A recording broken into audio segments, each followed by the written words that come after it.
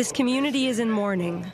Armenians in Jerusalem gathered to commemorate the Armenian Genocide, a horrific event that got underway in 1915 and led to the murders of 1.5 million Armenian civilians by the then Ottoman Empire. And with the tragic death of innocents, an entire culture was also decimated. After the genocide, there were no Armenians left basically no Armenians left in the West, in Turkey. So it's not just the extinction of people. It's not just people who died. It's also a whole culture or a whole branch of a culture that was distincted. And part of it is part of the memory is not just to memorize the people who died, who were murdered, but also to keep alive or to struggle to keep alive part of the culture that was very rich. Most of the community, children and grandchildren and great-grandchildren of the survivors of the Holocaust. And the Nazis had great teachers.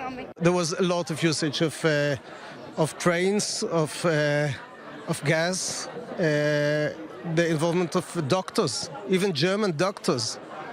Germany was allied with the Turks, and they were involved.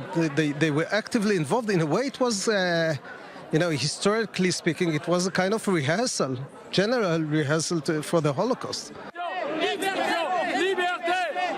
Present-day Turkey disputes that the deaths should be called a genocide, but parliaments of 29 countries, as well as 48 states of the 50 United States, have used that term to describe the killings. Officially, Israel does not recognize the genocide. It's desirable and about time that Israel will recognize it, will take the moral responsibility, just as it requests and demands that the rest of the world recognize the Holocaust, which is a legitimate demand and historical fact, a fact we cannot deny. But Armenians also seek forgiveness.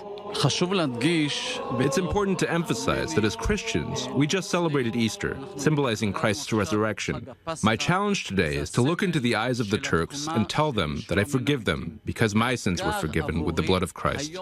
And the Armenian community also demonstrated in front of the Turkish consulate in Jerusalem. These protesters are demanding recognition of the Armenian genocide. And the community in Jerusalem unites to commemorate the murdered and seek recognition, solace, and forgiveness. Emily Rose, I-24 News.